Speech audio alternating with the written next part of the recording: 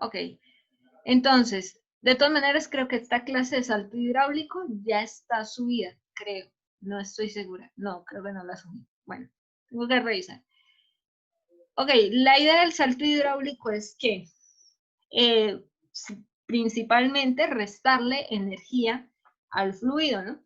Entonces, fíjense que, de hecho, si yo miro aquí esta línea de la energía, el fluido viene aquí constante, muy uniforme, y de repente hay esta turbulencia, ¿no? Que se me está formando y se empieza a acumular fluido y empieza a aumentar la profundidad, ¿no? Entonces, mírense que la línea de energía, antes de que ocurra ese salto, viene aquí constante, ¿no?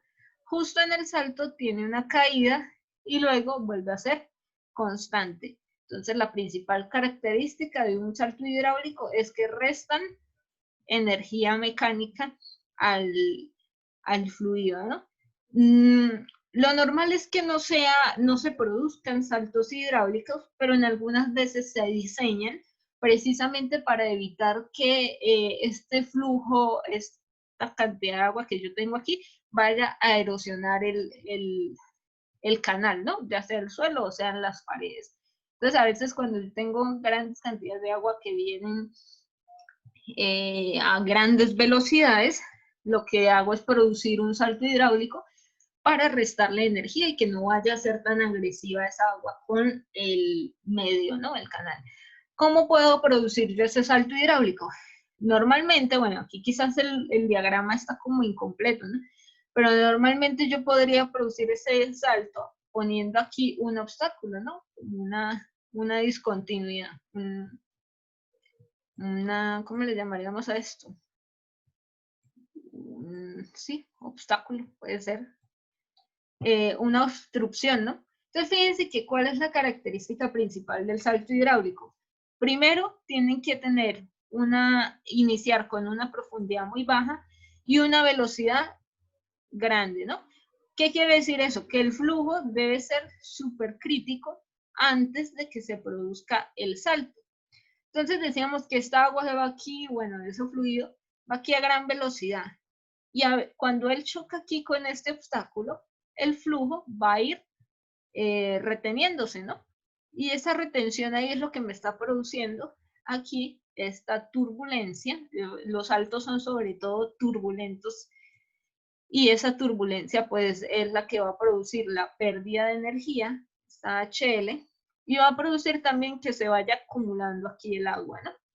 Entonces, cuando se acumula aquí el agua, ¿qué hice? Como le resté energía mecánica, obviamente esta velocidad 2 va a ser baja. Y la profundidad 2, fíjense que es alta. ¿Qué quiere decir eso cuando tenemos un flujo de alta profundidad y baja velocidad?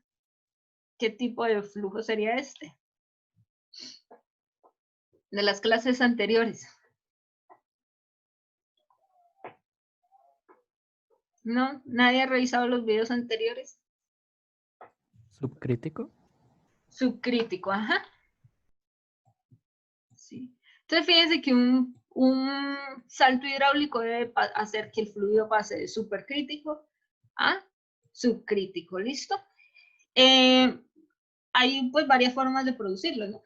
Aquí quizás está esta que es como con un obstáculo. También puede ser que yo tenga un flujo como, no sé, una represa o algo así, ¿no? Tengo aquí mi agua. Entonces, pues si yo quiero restarle energía, lo primero que debo hacer es poner un obstáculo, que ese obstáculo siempre debería hacer que la velocidad aumente, ¿no? Quizás porque aquí como esto es tan profundo, seguramente tendrá velocidades bajas, ¿no? Entonces, ¿qué pasa cuando yo pongo aquí como esta inclinación? Fíjense que el agua pues obviamente va a tender a caer por ahí. ¿Y qué pasa? Pues una de las principales eh, leyes que rigen un salto hidráulico es bueno, fuerzas más bien, la fuerza gravitatoria y la fuerza inercial, ¿no? Entonces, obviamente el fluido va a caer aquí por gravedad y pues por inercia, y esa gravedad va a ir haciendo que el fluido acelere, ¿no? Por lo tanto va a tener grandes velocidades y baja profundidad. Entonces, aquí es donde se me está formando mi flujo supercrítico. ¿Y qué va a pasar aquí después? Él va a tender a hacer esto, pero va a llegar el momento en el que se va a ir acumulando agua, acumulando agua. Y aquí va a ocurrir un salto hidráulico y luego tendremos un flujo subcrítico, ¿no?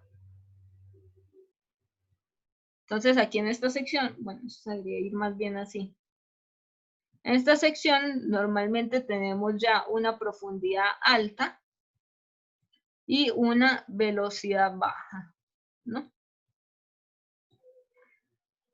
También por lo menos ustedes pueden ver la formación de un salto hidráulico cuando están lavando platos, ¿no? Entonces supongamos que este sea el chorro de agua. Es un ejemplo clásico que hacen, que a veces explican. Tenemos el chorro de agua que le está cayendo aquí al plato. Obviamente el plato debe ir hacia arriba, ¿no? ¿Para qué? Para que me forme, para que el borde sea la obstrucción, ¿no? Entonces, ¿qué va a pasar aquí? Fíjense que el fluido va a ir a altas velocidades hasta que choca con esa obstrucción, ¿no? Y luego ahí que choca, pues va a ir aquí aumentando su profundidad y aquí es donde va a ocurrir mi salto hidráulico. ¿Listo? Entonces ahí ustedes lo pueden ver también, un pequeño salto hidráulico, quizás no sea muy notorio ahí, pero sí se va a alcanzar a ver como una especie de aro, ¿no? Aquí, bueno, si el plato es circular se verá como una especie de aro. ¿Listo? Entonces, fíjense que aquí se está formando ese salto hidráulico. ¿Listo? Ahora, bueno, ya hablamos de lo que me forma a mí un salto hidráulico, ¿no? Un flujo subcrítico, que si yo, recuerdo este caso que había dibujado aquí, pues si el flujo no viene a gran velocidad y yo necesito el salto hidráulico, lo que puedo hacer es poner una discontinuidad o poner ahí sí, una obstrucción que haga que el fluido caiga y aumente su velocidad, ¿no? ¿Qué otra cosa? Bueno, aquí los saltos hidráulicos, pues lo rige también la ley de la continuidad, ¿no? Yo voy a tener el caudal 1 igual al caudal 2. Entonces, aquí normalmente los saltos hidráulicos se consideran secciones rectangulares, ¿no? Bueno, o esta ecuación está en función a una sección transversal rectangular, ¿no? Porque tengo una altura y una base, ¿listo?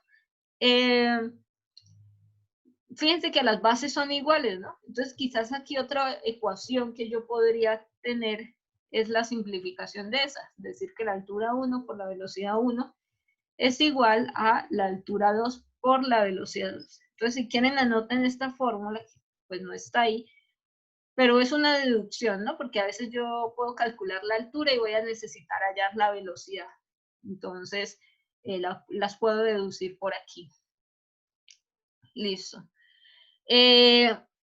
También de esas ecuaciones, bueno, si yo hago ecuación de la energía también, puedo obtener la razón de las profundidades, ¿no? Bueno, la razón porque aquí está escrita así, como Y2 sobre Y1, pero esta fórmula es exactamente esta, solamente que puesta en términos de Y2, ¿no? O sea que yo puedo pasar de 1 aquí a multiplicar y 0.5 pues pasar a ser aquí un medio, ¿listo?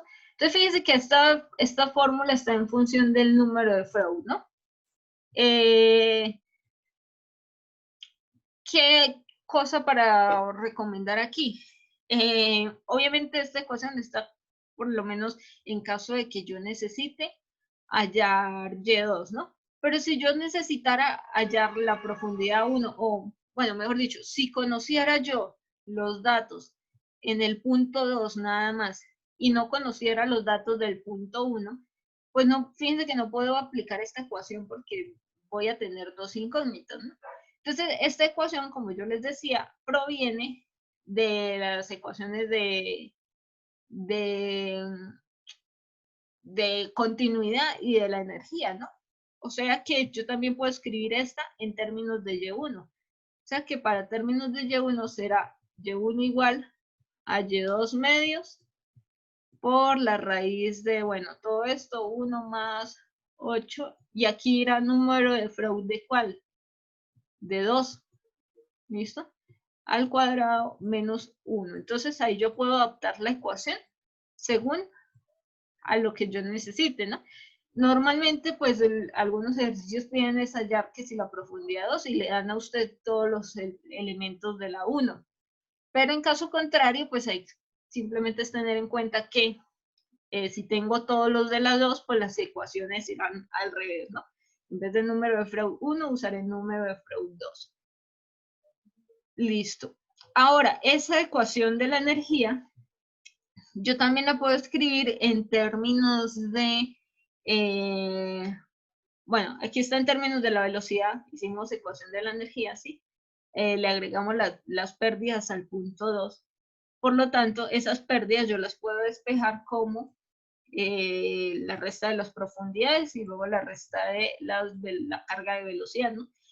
Esa velocidad, fíjense que yo también la puedo expresar en función del número de Freud. Esto sale pues simplemente de decir que Freud es igual a velocidad sobre raíz de la gravedad por la altura, y.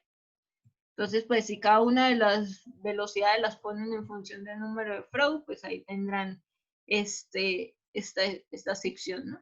Entonces, pérdida se puede hallar por cualquiera de los términos, por velocidad o por número de Freud. ¿Listo? Debería darles, obviamente, igual. A veces les pueden pedir no solamente la pérdida, sino la razón de disipación. ¿Qué esta razón de disipación qué es? Pues una relación de cuánto equivale esta pérdida en relación con la energía total, ¿no? Que sería nuestra energía específica. Esto es algo así como un porcentaje, ¿no? Una relación. Entonces, fíjense que la energía específica la manejamos exactamente igual a como habíamos visto anteriormente, que es profundidad por carga de velocidad, ¿listo? Entonces, esta ecuación sigue siendo la misma. ¿Cómo voy a hacer para hallar esa razón? Pues hallar la pérdida y dividirla entre esa energía específica, y miren que también la energía específica yo la puedo poner en función del número de Freud, ¿no? Que esto vendrá de aquí, de esta fórmula. ¿Listo? Algunas veces puede ser que un ejercicio les pida la potencia disipada. Creo que el ejercicio que les tengo ahorita es de potencia disipada, o ese fue el que les subí con el otro grupo. Bueno, en fin. ¿Qué pasa? Tal vez ustedes en los libros no encuentren la fórmula de la potencia disipada como tal, así expresada de esta es la fórmula para hallar la potencia disipada en un salto hidráulico, porque pues esa ustedes ya la saben, ¿no? ¿Cómo es la fórmula de la potencia? ¿Cómo hallaban potencia cuando tenían tuberías?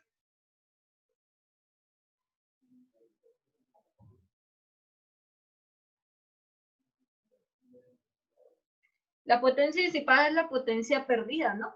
Fíjense que aquí no tengo por lo menos energía agregada ni energía retirada, solamente tengo energía de pérdidas, ¿no? O sea que la potencia siempre me relacionaba una de esas energías, ¿no? Entonces aquí pues era la energía perdida por el flujo en peso, o lo que es lo mismo, esto era H, peso específico por caudal, ¿no? Entonces ahí aplicaré los mismos conceptos que usaba yo para energía, para tuberías, ¿no?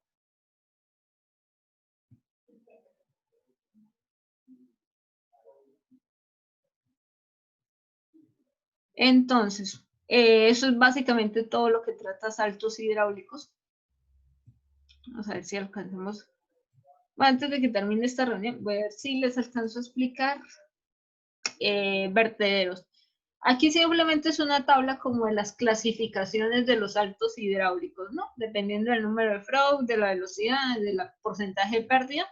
Pues si pierdo mucha energía tendré un salto estable, si pierdo pocas, un salto oscilatorio, débil, ondulatorio. Entonces ahí yo lo puedo clasificar. Fíjense que qué pasa cuando el flujo antes del salto es subcrítico, ¿no? O sea, que es menor a 1. Y que las profundidades, la relación de profundidades no va a cambiar, ¿no? Eso quiere decir que Y2 es igual a Y1. O sea, si yo tuviera que dibujar el diagrama sería algo así, ¿no? Aquí Y1 y Y1 exactamente igual a Y2. Obviamente no estoy perdiendo energía y por lo tanto hay un salto imposible, ¿no? Entonces, no puedo tener un salto ahí. ¿Listo? Necesito que el flujo antes sea supercrítico y el flujo después sea subcrítico. Ahora, para los canales, digo, para el flujo en vertederos, estos funcionan al contrario. Primero necesito un flujo subcrítico. Miren que aquí tengo una profundidad bastante alta.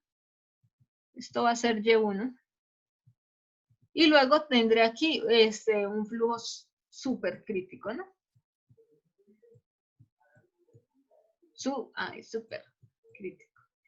Y aquí sobre el vertedero es esta pared delgada, sobre el vertedero, aquí el flujo es crítico. Entonces, estos vertederos normalmente se emplean es para medir caudales, ¿sí? Para medir caudales. Esos vertederos tienen una sección transversal, normalmente puede ser rectangular, triangular o trapezoidal. Las que vamos aquí serán rectangulares y triangulares, ¿sí? Porque pues fue como la que yo vi que coincidían más las ecuaciones, porque dependiendo de cada libro, ya las otras empiezan a cambiar y empiezan a tener ahí como ciertos vacíos y cada quien la usa diferente, que si está en sistema inglés, que si está en sistema internacional. Entonces, aquí simplemente vamos a tener rectangulares y triangulares, ¿no? Bueno, esto era simplemente una ecuación de la energía del punto 1 al punto 2. ¿Sí? Entonces, fíjense que este término de aquí, H más PW, que es H, es la altura que tiene el fluido desde donde termina el vertedero hasta su superficie libre. Y PW es la altura de ese vertedero, ¿no? O sea que esto viene siendo Y. Es la misma ecuación de la energía que hemos estado viendo. Aquí el punto 2 lo pusieron fue sobre el vertedero, por eso es que esta profundidad aquí le está restando H, que H es esta caída, ¿no? Caída ahí. Entonces, claro, a la altura del vertedero, PW, le sumo la altura que tiene el fluido desde aquí hasta la superficie libre y le resto esa H. Y esta U, pues es simplemente una representación de las velocidades ahí justo encima del vertedero, pero como les digo, esas velocidades pues ahí son difíciles de saber por lo que yo tengo un flujo crítico. Entonces, de hecho, a estas velocidades a veces le llaman imaginarias, ¿no? Entonces, eso no es algo que vayamos a trabajar mucho, pero de todas maneras, pues yo se los dejé por si querían saber un poco más del tema, ¿no?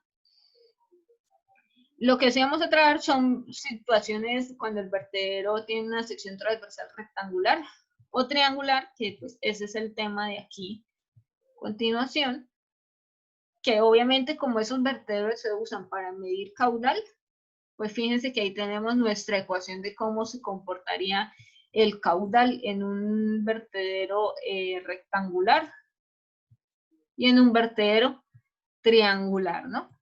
Entonces, fíjense que en este vertedero rectangular yo tendré la base H, que era esa altura del fluido, y tengo un coeficiente, esto es coeficiente de descarga rectangular, ¿no? Pues este va a depender, fíjense, de las características que yo tenga para el flujo aguas arriba del vertedero, ¿no? Que esto era Y1. Y bueno, pues aquí me dan una relación de cuándo puedo usar yo SCD. Normalmente esta relación pues debería cumplirse, ¿no? Profe, Dígame. ¿esa Q es caudal? Sí, caudal. Es que aquí depende del libro, a veces no le ponen la Q, ¿no? ¿Y el CDB qué era? Coeficiente de descarga. Coeficiente de descarga. Entonces, de hecho, fíjense que aquí el rectangular dice CD, coeficiente de descarga rectangular. La verdad no sé qué será. Descarga del vertedero, esa descarga. Pero para el triangular, como lo saqué de otro libro, lo usan es como CWT. Entonces, este de hecho podríamos ponerlo como un CD triangular, ¿no? ¿Cuál es la cosa aquí con el, por lo menos cuando quiero medir caudales en una sección triangular? Lo mismo, tengo un CD, pero aquí ya entra a trabajar el ángulo de apertura de esta sección triangular, la altura igual, y este CD, fíjense que yo lo puedo leer en tablas, ¿listo? A veces van a encontrar en los libros que dice como que no, que el CD es 0,58 cuando H es mayor a 0,6 pies y el ángulo es está entre 45 y 120. Entonces lo que hacen es aquí una aproximación, decir que para todos los H que están aquí, este CD va a ser 0,58. Entonces, quizás por eso en algunos libros, por ejemplo, la Angel, trabajan es con valores así, 0,58, 0,6, y, o sea, no le ponen como mucha énfasis y tampoco lo especifican, ¿no? No especifican cuál debería usar uno y cuál no. Entonces, pues encontré esta gráfica por ahí, uno de esos libros que yo les mandé, que están en la sección de canales abiertos. Y pues me pareció que está bastante completa porque viene para distintos ángulos y para distintas H, pues aquí está en pierna. Esta H aquí por lo menos de 0,6, sé que viene siendo casi que 0,2 metros, ¿no? Entonces, bueno, yo ahí podría hacer la conversión y usar alguno de estos. La idea es que fíjense que el C debe ser mínimo 0,58 para cualquier ángulo teta, ¿no? Y ya, creo que eso sería. Ah, bueno, luego viene vertederos de pared gruesa. Pues yo se los he estado dejando de tarea, ¿no? Para que averigüen cómo funcionan. Pues ahí están ya prácticamente las ecuaciones, ecuación de la energía aquí. Aquí, ¿qué es lo que cambia? Que vamos a tener una altura crítica. Fíjense que aquí el vertedero ya no es una pared delgada, sino que yo le estoy dando espesor. Y sobre esa pared vamos a tener una altura crítica, o sea, una mínima y una velocidad crítica. Entonces, por eso es que aquí en esta ecuación aparecen esos términos, crítico y crítico. Aquí hay dos ecuaciones, pero la verdad la de arriba no creo que la usemos porque la de arriba es para cuando, fíjense que aquí no aparece el término de velocidad, ¿no? Aquí sí, y aquí ya no está. Entonces, de hecho, esta es para cuando la velocidad en 1 es igual a 0, ¿no? Entonces, por eso es que ahí no aparece y este coeficiente de descarga aquí en el vertedero se calcula de esa forma. Y aquí cuando ya hay velocidad, cuando existe una velocidad, pues aparece el término de velocidad aquí y el coeficiente de descarga lo puedo calcular aquí. Entonces, pues la verdad es que este caso de que la velocidad sea 0, pues no sé, sería, la verdad no lo he visto mucho aplicado y pues la idea de un canal es que el agua corra, ¿no? Entonces, tener una velocidad 0 quizás no sea Solo en muy... esas dos fórmulas, las dos de la izquierda. ¿O en cuál la velocidad cero? Aquí, mire, para la velocidad 0, esta. Y para cuando hay velocidad, esta. Entonces, por eso les queda a ustedes como de tarea averiguar y revisar eso, ¿no? Ah, pero Bueno, ambas son caudal. sí, ambas son caudal, es que son de libros diferentes. Esto es caudal y bueno, esto también vendría siendo caudal, ¿no? Caudal en ambas. Sí, solamente la nomenclatura la que cambia. Pero de hecho, esta H y PW es exactamente lo mismo. H y PW. ¿Listo? ¿Qué les decía yo? Eso que sobre la pared vamos a tener la altura crítica. De hecho, miren que esa altura crítica yo la puedo calcular en función de la altura que tenía el fluido antes, aguas arriba del vertedero, de esta pared gruesa, y de la función de la velocidad que llevaba, ¿no? Entonces estos me definirán aquí mi altura crítica. Aquí igual se aplica continuidad, ¿no? El caudal 1 es igual al caudal 2. O sea que si yo aplico lo mismo que hemos visto anteriormente, también podría hallar yo la velocidad crítica, ¿no? Entonces esa velocidad crítica, suponiendo que la es rectangular, pues será Y1 por velocidad 1 entre Y crítico, ¿no? Tendré la misma ecuación.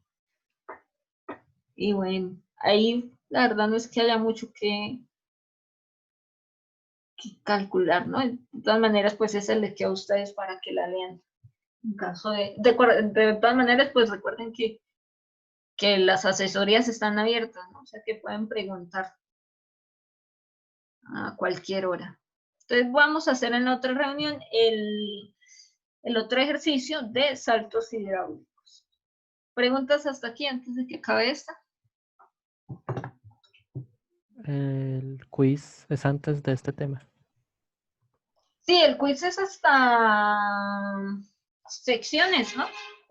Bueno, voy a explicarles ese que preguntaron de cuando no está parcialmente lleno, porque yo se lo explico por grados y por ángulos. Voy a explicárselos primero. Y ya, ese sería el tema del quiz, ¿no? Ya lo que es... Dígame. Uno puede trabajar, yo vi por ahí el video, uno puede trabajar con el que uno quiera, ¿cierto? Sí, pero entonces el de ángulos tiene un problemilla, por lo menos, porque el de ángulos solamente le calcula el área. Usted tiene su canal así, ¿no? Tiene su fluido aquí. Entonces el de ángulos, si usted se fija, solamente le calcula el área de esta sección, de esta media luna. ¿Listo? ¿Qué pasa si por lo menos usted tiene un canal que es así? Un cuarto de círculo,